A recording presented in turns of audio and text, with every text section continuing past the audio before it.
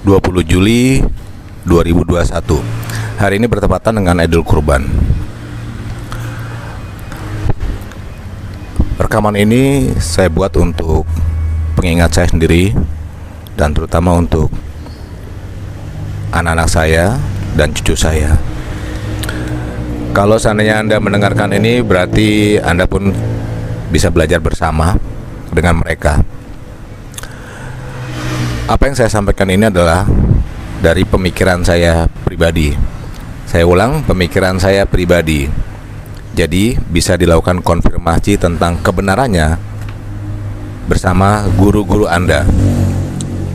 Kita akan bahas mengenai satu pertanyaan.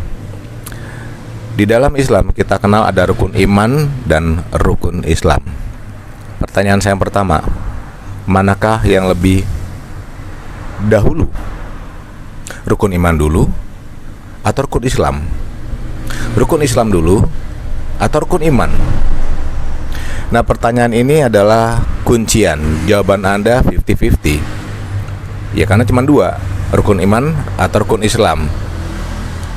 50-50 di sini karena kita tidak mencari salah benar. Kita mengikuti proses pembelajarannya. Jawaban ini akan saya urai nanti. Nah, di dalam Islam akhirnya saya ucap ya, akhirnya terjadi ada 4 susunan keilmuan, 4 susunan supaya saya bahasanya lebih terdengar lebih rileks ya. Ada yang lain bilang 4 tingkatan, berarti itu grading, berarti itu nanti adanya suatu pembedaan. Yang saya bahas nggak seperti itu,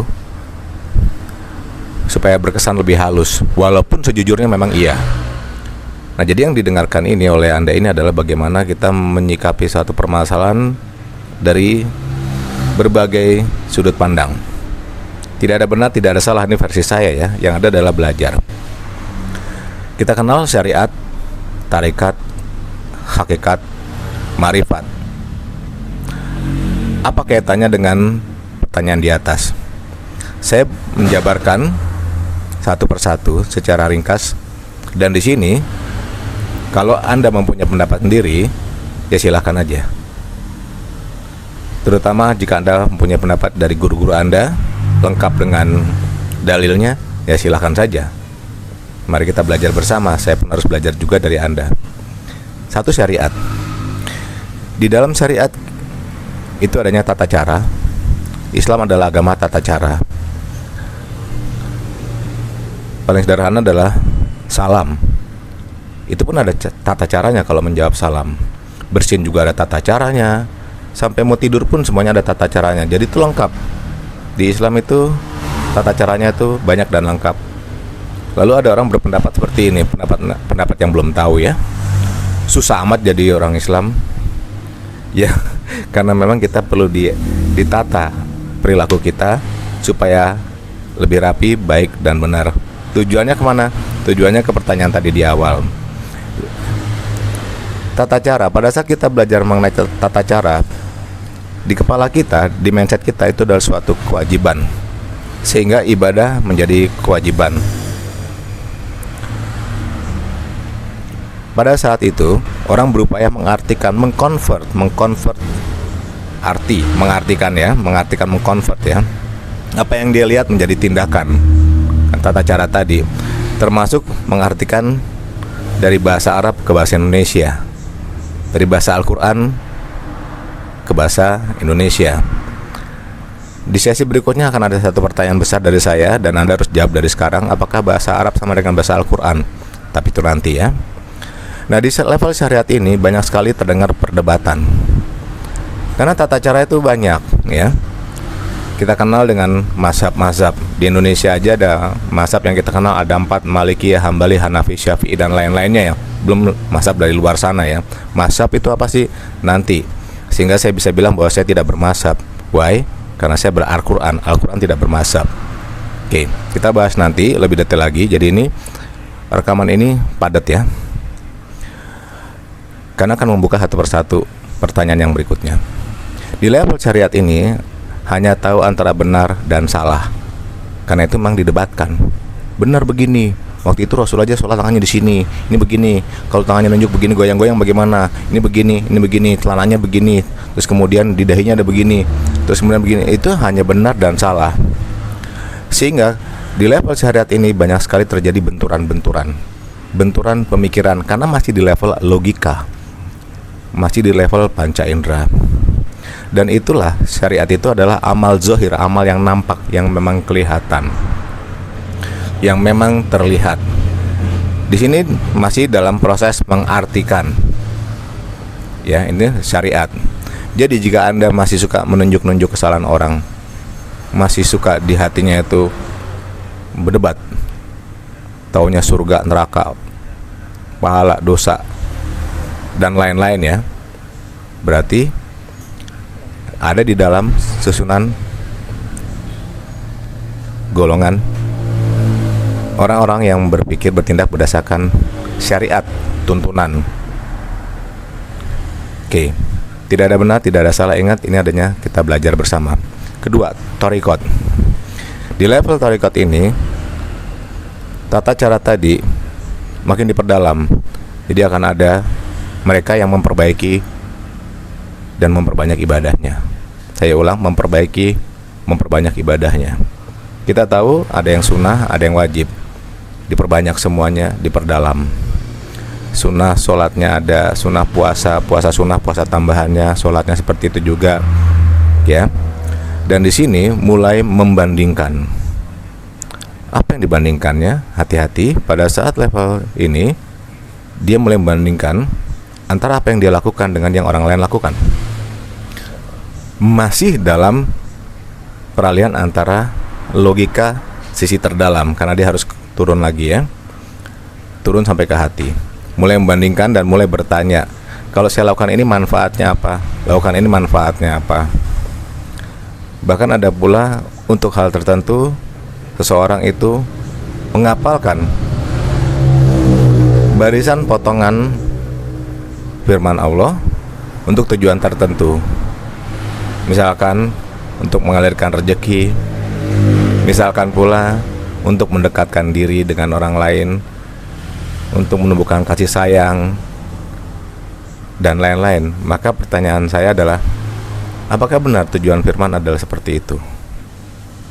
Al-Quran tidak lain, tidak bukan adalah suatu tuntunan, suatu susunan kalimat yang sesungguhnya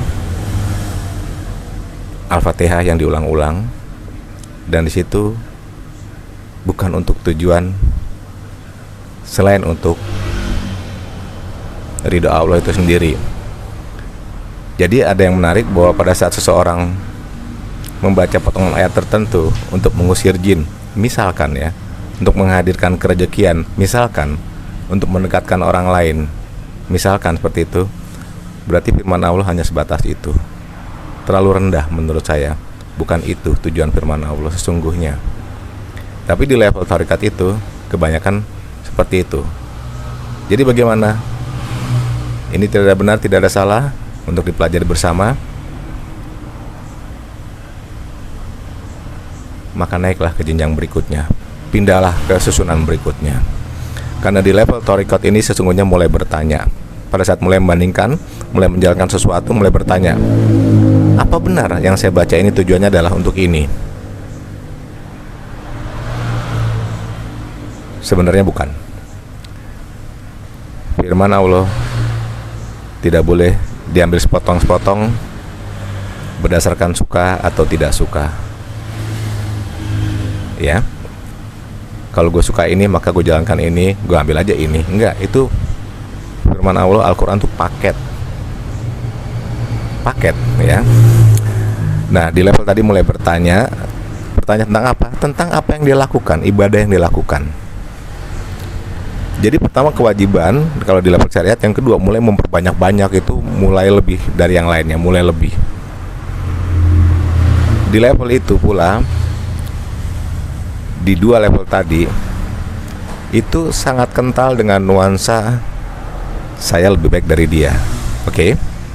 Nuansa pertanyaan nuansa pernyataan, apakah saya lebih baik dari dia, mulai memperbanyak. Di level 1, apakah saya kurang dari dia, mulai memperbanyak. Berhati-hatilah pada saat ada kalimat, oh ibadah saya lebih baik dari dia, aku lebih baik dari dia.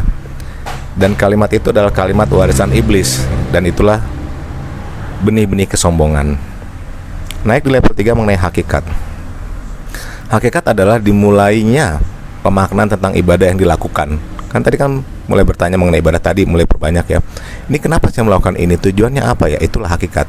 Karena hakikat sendiri adalah makna hakiki, makna yang sesungguhnya. Maknanya apa ya? Kalau saya lakukan ini apa ya? Proses pencarian terus tentang apa yang dia lakukan, apa yang dilihat di keseluruhan sekitarnya, di lingkungan sekitarnya.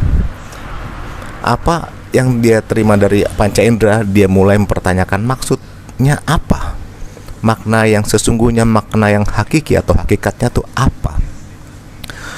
Proses pencarian itu makin dalam, maka dia mulai turun dari logika lapis 2 lapis tadi, logika kan syariat, tarekat, turun ke kolbu dia, bagian luar. Mulai terjadi pembersihan hati, mulai mencari ketenangan dan kedamaian.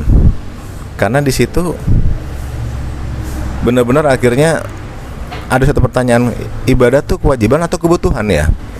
Dia mulai bertanya terus, kenapa saya harus melakukan ini? Tujuannya apa? Dan pada saat itu, seperti yang saya alami, kadang-kadang seolah-olah ya, saya mengizinkan diri saya untuk ateis. Saya minta izin dulu sama Allah. Ya Allah, saya ateis dulu ya. Kenapa? Saya mempertanyakan apa yang saya lakukan ini. Saya mempertanyakan apa makna yang ada di dalam Al-Quran. Karena makna itu beda dengan arti, ya. Diperdalam terus. Ternyata itu ada proses untuk membersihkan hati, seolah-olah membersihkan jiwa. Membersihkan hati, membersihkan jiwa. Dia bertanya terus, kalau saya lakukan ini maksudnya dan tujuannya apa ya? Lalu sampai satu pertanyaan yang sama, yang persis dilakukan oleh para nabi sebelumnya. Dia mencari Allah, mencari Tuhan yang sesungguhnya itu apa? Emangnya Rasul ke Gua Hiro ngapain? Jika kita hidup pada saat yang sama, pasti kita beranggapan ada yang aneh. Kenapa itu si Muhammad itu sampai ke gunung? Lalu kita bisa bilang, loh, musyrik dia tuh. Padahal kita tahu dia di sana sedang mengasingkan diri untuk satu pertanyaan yang besar. Begitu pula Nabi Ibrahim. Mereka sama mencari Tuhan. Itu sebabnya saya bilang tadi, saya mengateiskan diri saya dulu untuk menggali. Lalu bertemulah pada saat itu di level hakikat tadi, ada benturan besar. Lalu saya ini apa? Ya, Allah tuh apa? Karena ada satu kalimat yang kita bawa nggak tahu dari mana ya. Bisa iya, bisa benar ya. Ada pertanyaan gini, yang pertama kali menohok kepala saya, membenturkan kepala saya, membenturkan logika saya dengan apa yang saya tahu. Kalimatnya seperti ini, Man Rabbuka, siapa Tuhanmu? Lalu saya unjuk tangan, wahai guru, wahai ustadz, saya mau tanya dong, apa benar Allah adalah siapa? Bukankah siapa adalah sebutan untuk makhluk? Mengapa engkau sejajarkan Allah dengan makhluk, walaupun hanya untuk suatu sebutan? Man Rabbuka, siapa Tuhanmu? Saya beranggapan bahwa Allah bukan siapa dan Tuhan bukan Allah. Nah, itu saya mengateiskan diri saya seperti itu, dan tetap bergerak menggali sampai akhirnya nggak sengaja masuk di level atau susunan yang keempat, yaitu makrifat. Kenal. Makrifat ini artinya adalah kenal. Setelah kenal apa? Oh, cuman itu terakhir. Setelah kenal baru mulai memahami, dari keateisan yang saya lakukan tadi, begitu toh maksudnya, begini, ini toh rahasianya, ini toh tujuannya. Semua serba Jadi di level marifat ini dia tidak mendebatkan apa-apa lagi. Karena di situ berlaku hukum yang saya bilang ya, hukum maklum. Memaklumi kondisi orang lain yang mungkin belum, bahasanya ya, belum banyak perjalanan langkahnya, belum kental kopinya, belum sampai babnya, atau kurang lebih seperti itu. Jadi berusahalah memahami kalau orang masih berbuat kesalahan. Dan di sini benar-benar ditekan di hati yang terdalam ya, ditekan. Tadi hakikat udah mulai masuk ke hati, tapi bagian luar ke dalam lagi ditekan. Hanya Allah yang mengkafirkan orang lain, hanya Allah yang beri hidayah, hanya Allah di atas segalanya terhadap orang itu. Jadi kita nggak bisa nunjuk-nunjuk sana, nunjuk sini, kecuali menunjuk ke diri sendiri. Sebab apa? Pada saat nunjuk ke dalam ke diri sendiri, barulah kenal dengan Nur Muhammad yang sesungguhnya. Itulah pengertiannya ada di situ. Di dalam Ma'rifat ada 3 pertanyaan yang saya pegang. 1. Siapakah engkau, Anda sesungguhnya? Siapakah Anda sesungguhnya? Apakah Anda kenal dengan Anda? Apakah kau adalah seperti yang kau kira? Pertanyaan mengenai diri sendiri lebih dulu. Karena ingat yang di hakikat tadi adalah membersihkan hati, membersihkan jiwa. Masuk ke Ma'rifat, mulai mempertanyakan eksistensi dirinya sendiri. Saya ini siapa? Saya ini apa?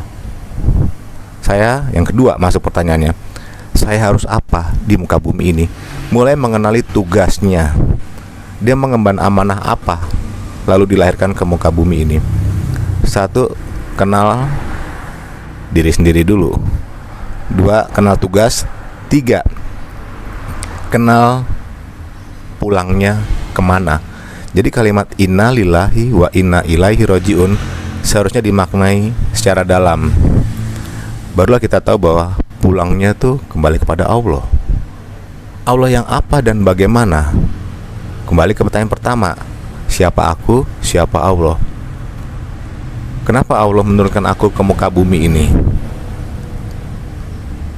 Jika benar pulangnya kembali kepada Allah, bagaimana caranya? Nah itu dia, bagaimana caranya? Disinilah kita harus mengenolkan diri kita terhadap kondisi. Kalau tadi udah ateis nih, gua pribadi di hakikat tadi mengateiskan diri, begitu pada saat udah mulai kenal, nol apa? Ya Allah, ternyata saya adalah, itu Anda harus temukan diri. Ternyata saya adalah, yang disebut aku adalah. Kenapa saya akhirnya nggak boleh bilang aku? Karena aku adalah unsur kepemilikan ada di kalimat tersebut. Ada ego. Dan nol itu adalah melunturkan ego, ambisi, nafsu. Kenali dulu nafsu itu apa ya, kenali dulu ambisi apa, kenali ego itu apa. Lebur, kenal Nur Muhammad apa. Lalu antara kan kita gali, Nur Muhammad itu sesungguhnya apa. Ini dalam.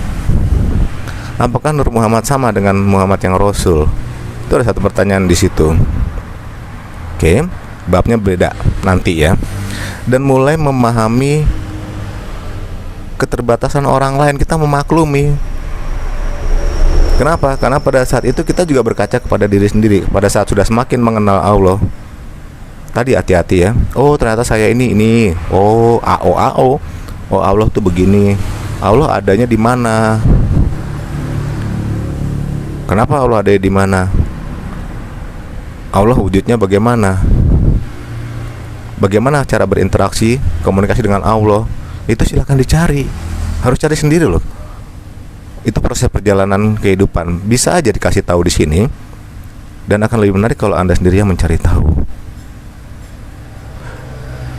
Dan kalau kita lihat ada orang melakukan kesalahan, kita tidak lagi dalam proses menjudge seseorang itu salah atau benar. Tidak lagi bicara mengenai surga neraka, pahala dan lain-lain. Karena semua adalah karena rahmat Allah.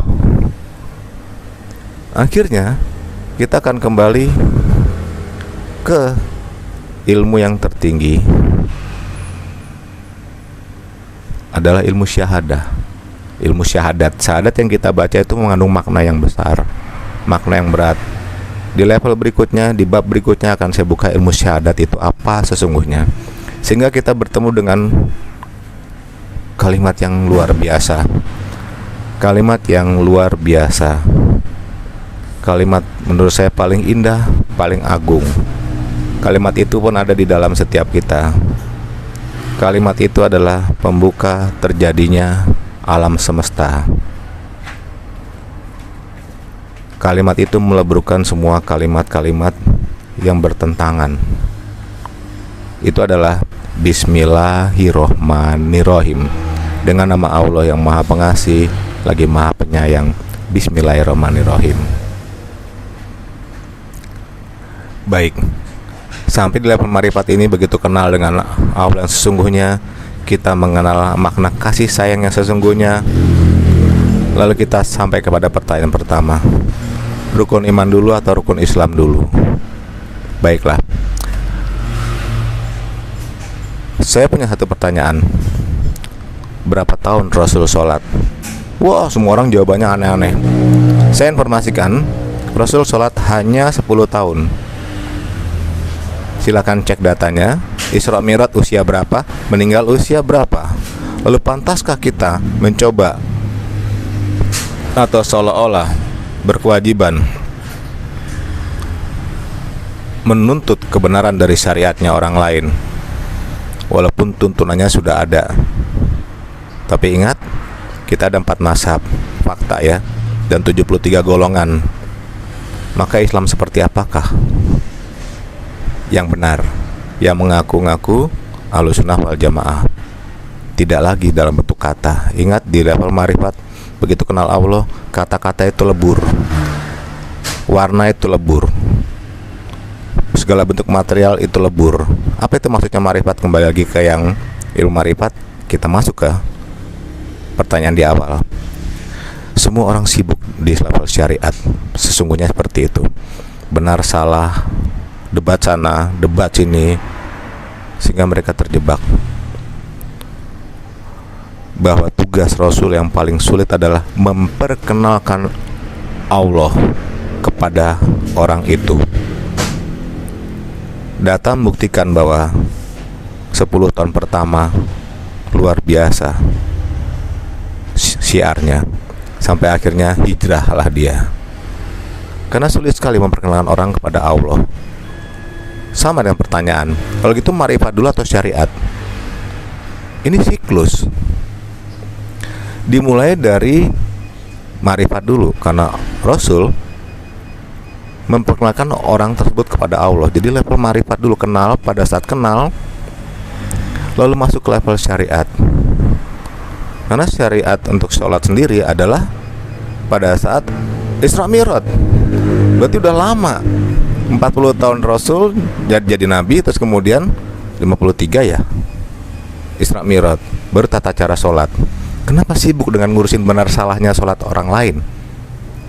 Mengapa nggak coba menggali lebih dalam apa makna sholat yang sesungguhnya? Ingat, antara mengartikan, kemudian memahami, memaknai sampai benar-benar di titik nol itu susah. Dan ini buat proses perjalanan kehidupan. Sehingga kalau ditanya ke pertanyaan awal, rukun iman dulu atau rukun Islam, ini karena 50-50, maka yang benar sesuai fakta adalah rukun iman dulu. Tugas Rasul yang pertama adalah memperkenalkan Allah kepada orang. Penolakannya luar biasa. Bukankah ini rukun iman? Sementara sebagian orang sibuk dengan syariatnya, mengukur-ukur ibadah orang lain, benar salah, seolah-olah malaikat itu bawa kalkulator, dihitung semuanya.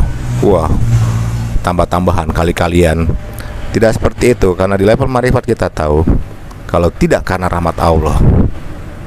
Baik, jadi itu satu pertanyaan tadi, rukun iman atau rukun Islam, akan membuka khasanah mengenai keilmuan di diri kita berbasis pada logika. Ada 2 ya, terluar adalah syariat, logika dalam tarikat, turun ke kolbu kita, bagian luar adalah hakikat, sampai akhirnya ke dalamnya adalah marifatullah. Pelajari lagi apa yang saya maksud di sini, terutama buat anak-anak dan cucu saya. Kita akan kembali dengan pembahasan berikutnya. Terima kasih. Assalamualaikum warahmatullahi wabarakatuh.